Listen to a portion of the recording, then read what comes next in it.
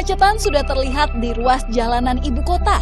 Meningkatnya jumlah kendaraan menandakan kesiapan warga untuk menjalani kegiatan seperti keseharian mereka di tengah pandemi ini. Tidak hanya jalanan, pelonjakan jumlah penumpang transportasi umum juga terlihat di stasiun-stasiun kereta ataupun terminal bus Transjakarta. Sejumlah pegawai telah kembali bekerja di kantor pada masa PSBB transisi. Namun tentunya dengan protokol kesehatan yang telah ditentukan oleh masing-masing perusahaan. Selain jam kerja yang perlahan mulai normal, Pemprov DKI Jakarta juga telah mengeluarkan izin kembali beroperasinya tempat ibadah, tempat rekreasi, dan mal. Namun, jam operasionalnya harus memenuhi protokol kesehatan yang telah ditentukan Pemprov DKI Jakarta. Untuk mengurangi penumpukan penumpang setiap jam kerja, Dinas Tenaga Kerja, Transmisi dan Energi Disnaker DKI Jakarta mengatur ketentuan waktu masuk, pulang, serta istirahat kantor bagi pekerja atau karyawan di ibu kota. Ada dua pembagian atau shift dalam pengaturan jam masuk kerja dan istirahat. Hal ini bertujuan untuk mencegah penumpukan karyawan di satu kantor. Jadi shift itu sudah diatur sejak awal. Dan Dinas Tenaga Kerja sudah membuat peraturannya bahwa setiap kantor harus memiliki minimal 2 shift. Yang kedua, jarak antar shift minimal 2 jam. Itu bagian dari ketentuan. Nah, sekarang jarak antar shiftnya ditambah. Yang semula hanya 2 jam, sekarang diubah menjadi 3 jam. Harapannya bisa mengurangi beban saat mobilitas penduduk menuju tempat kerja, pada saat pulang dan pada saat jam istirahat.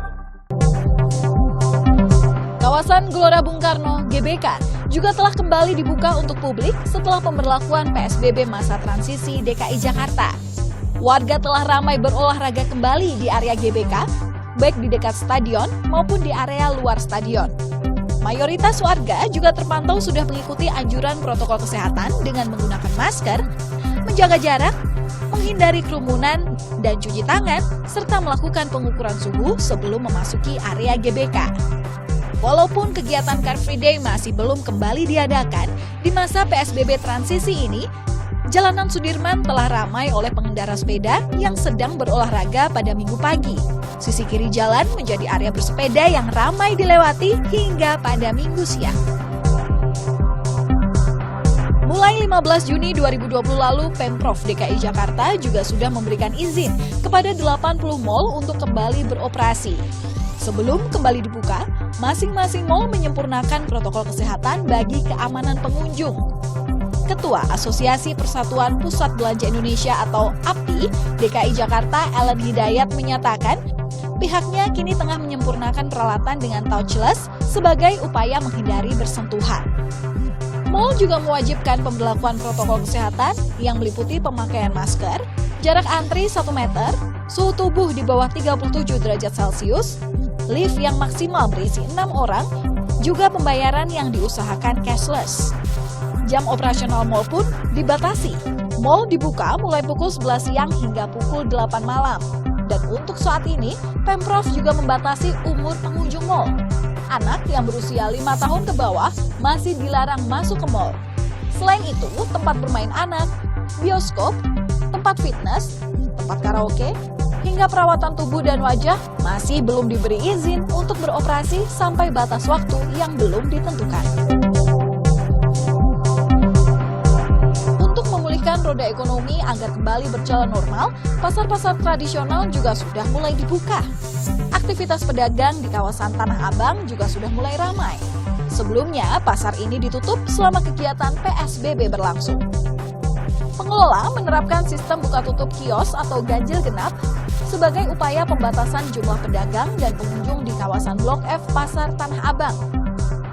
Kios yang bernomor ganjil buka di tanggal ganjil, sementara kios yang bernomor genap buka di tanggal genap. Setidaknya ada 3 pos pengamanan yang dibangun di kawasan Blok F Pasar Tanah Abang. Puluhan personel TNI, Polri, dan Satpol PP terlihat melakukan pengamanan di area pasar. Di setiap pasar yang sudah kembali dibuka, protokol kesehatan harus tetap diterapkan. Tempat mencuci tangan disediakan di beberapa sisi jalan. Setiap pengunjung ataupun pedagang diwajibkan menggunakan masker. Dan pedagang dianjurkan menggunakan pelindung muka atau face shield. Tadi diketemukan sebenarnya masalahnya cuma satu, mereka suka begini maskernya. Jadi kita minta kepada pengunjung dan pedagang mungkin memang susah nafas. Saya minta, makanya kenapa kita menggunakan face shield ini, sehingga ketika kita mau pasang masker gini susah. Ini kan susah nih. Nafasnya kalau yang orang tua itu agak susah. Jadi kalau pakai face shield begini, ini bisa sedikit dilonggarkan. Jadi tetap bisa bernafas. Dan ini sudah ada proteksinya. Makanya kenapa kami memperangkatkan ini kepada seluruh pedagang pasar supaya mereka juga bisa bernafas.